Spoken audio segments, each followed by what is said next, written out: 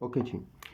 Next हमारा topic आ गया which is major killer disease. Major killer disease में हमें सबसे पहले डिस्कस करेंगे डायरिया। अब डायरिया में आपसे जो क्वेश्चन 2-3 पूछे जाते हैं वो मैं आपको ज़रा एक्सप्लेन कर दूँ। नंबर 1 आपसे पूछा जाता है कि what is WHO, definition of diarrhoea according to WHO। So हम WHO के अकॉर्डिंग इसकी डेफिनेशन पढ़ें। So it is basically increase in the frequency of watery stools. So basic definition इसकी क्या हुई कि increase frequency of watery stools, यानी जो वाटरी स्टूल है उनकी फ्रीक्वेंसी इंक्रीज होगी एज जो नॉर्मल नंबर है उनसे। ठीक है। अब इसकी बेसिक प्रॉब्लम स्टेटमेंट क्या है कि it is one of the major killer disease in the children and neonate. सो बहुत सारे चिल्ड्रन जो हैं और न्यूनेट हैं बच्चे, वो हमारे पास डायरिया की वजह से, सीवियर डायरिया की वजह से उनकी डेथ होती है। तो this is one of the major जो इफ़ेक्ट था जिसकी वजह से हमने इसको एड्रेस करने की कोशिश की। सो उसके बाद आगे इसके factors which is very important. हम होस्ट फैक्टर की बात करते हैं। होस्ट फैक्टर्स इसके कौन से हैं? होस्ट फैक्टर्स के लिए इसका निमोनिक हमने जो बनाया वो है पुअर फैमिली, क्योंकि ये एक मेजर फैक्टर है इसका, तो उसी से हमने इसका निमोनिक भी बनाया which is poor family. Poor family में क्या क्या आ जाएगा आपके पास? सबसे पहले हमारे पास आ जाएगी जी poverty which is major factor. Poverty आ जाएगी। पुअर्टी इसी पी से हमारे पास आ जाएगी प्री मैच्योरिटी। ठीक है, ये पी से 2 आपने वर्ड्स याद रख ले, poverty and poor pre maturity. उसके बाद आगे हमारे पास फैमिली। फैमिली में पहला वर्ड है जी फीडिंग प्रॉब्लम्स। सो इम्प्रॉपर फीडिंग होगी। इम्प्रॉपर फीडिंग की वजह से बच्चे को प्रॉपर न्यूट्रिशन नहीं मिलेगी, उसके गैप्स नहीं सही होंगे फीडिंग के, उस वजह से एक मेजर फैक्टर होगा। उसके बाद age is a major factor. A से एज आ जाएगा, एज मेजर फैक्टर क्योंकि बच्चों में कॉमन है। सो जो ख़ास तौर पे 4 to 11 मंथ्स की एज होती है उसमें मोस्ट कॉमन होती है। उसके बाद एम से आ जाएगा हमारे पास माल न्यूट्रिशन, जिस बच्चे को प्रॉपरली खुराक नहीं मिलेगी, क्योंकि आपको पता 4 मंथ्स के बाद हम बच्चे को खाना देना शुरू कर देते तो वो मेजर है। उसके बाद इम्यूनाइजेशन प्रॉब्लम, जिस बच्चे की प्रॉपरली वैक्सीनेशन नहीं हुई उस बच्चे का प्रॉब्लम हो सकता है। उसके बाद आ गया हमारे पास लैक ऑफ डोमेस्टिक हाइजीन।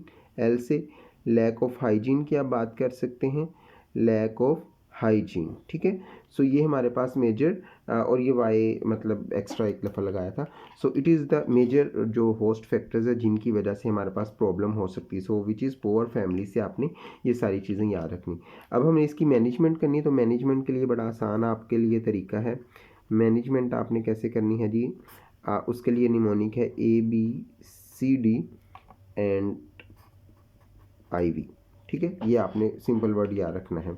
सो हम इसके लिए क्या क्या देंगे? सबसे पहले हम एंटी डायरियल थेरापी देंगे जिसको हम नाम देते हैं जी ओरल रिहाइड्रेशन थेरापी, ORT का भी नाम देते हैं हम। ठीक है, ओरल रिहाइड्रेशन थेरापी का नाम देते हैं ये एंटी डायरियल थेरापी। इसके अंदर हम क्या देते हैं? बच्चे को ORS देते हैं।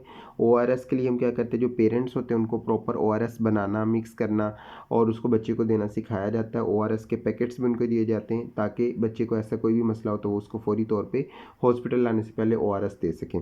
दूसरे नंबर पे again breast feeding. Breast feeding में प्रॉपरली जो ब्रेस्ट फीडिंग की स्पेसिंग है और ब्रेस्ट फीडिंग में जो प्रॉपरली गैप्स हैं उसका ख्याल रखना। देन कॉन्टीन्यूस ब्रेस्ट फीडिंग या फीडिंग के जो हमारे पास 4 आवर्स आफ्टर जो है वो उसको इनकरेज किया जाता है। फिर ड्रग्स जो है ना, हम बच्चा जो ख़ास तौर पर होता है उसको हम एंटी डायरियल ड्रग्स नहीं देते। सो हम एंटी डायरियल ड्रग्स उसको नहीं देते। हम क्या करते हैं, उसको एंटी डायरियल ORS पहले देते हैं। अगर ORS काम ना करे और फिर हम उसको फ्लूइड्स की तरफ लेके जाते हैं। लेकिन अगर बच्चे को डायरिया के साथ डायसेंट्री है, साथ उसके ब्लीडिंग हो रही है फीसिस में या ऐसा कोई प्रॉब्लम हो रहा है, तो हम उसके लिए डायसेंट्री के लिए उसको हम देते हैं एंटीबायोटिक स्टार्ट करवाते हैं। अगर साथ शिगलोसिस है तो हम कोट्रीमोक्साजोल भी देते हैं।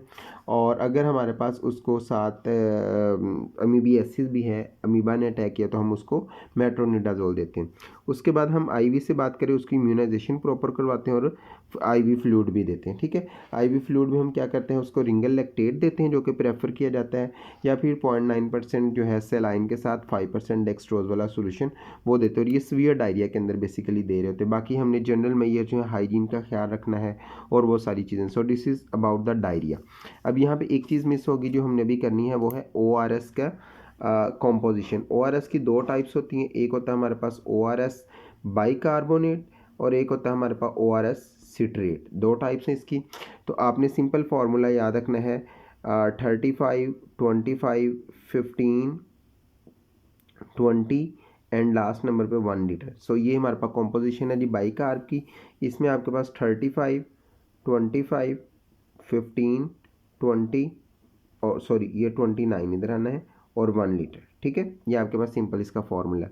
अब इसके अंदर सबसे पहले हमारे पास होगा सोडियम क्लोराइड। सोडियम क्लोराइड होगा 3.5 ग्राम, पॉइंट लगाते जाना, 3.5 ग्राम होगा। उसके बाद आपके पास क्या होगा जी बाइकार्ब होगा, विच इज़ सोडियम बाइकार्ब होगा 2.5 ग्राम होगा। 1.5 ग्राम पोटाशियम क्लोराइड होगा।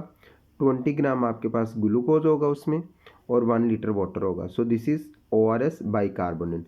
इसके अंदर 3.5 ग्राम अगेन सोडियम क्लोराइड होगा बट 2.5 ग्राम सिट्रेट होगा। ठीक है, सो इसमें 2.9 ग्राम सिट्रेट होगा, नॉट 2.5 ग्राम। 1.5 अगेन हमारे पास KCl होगा, 20 ग्राम इसमें ग्लूकोज होगा और 1 लीटर वाटर होगा। तो इसमें से हम जो है ORS सिट्रेट जो है इसको हम प्रेफर करते हैं। ORS सिट्रेट को इसलिए प्रेफर किया जाता है बिकॉज ये सोलबिलिटी ज़्यादा और इससे फीसिस के अंदर जो है वो कम आती है, जिसकी वजह से हम इसको प्रेफर करते हैं।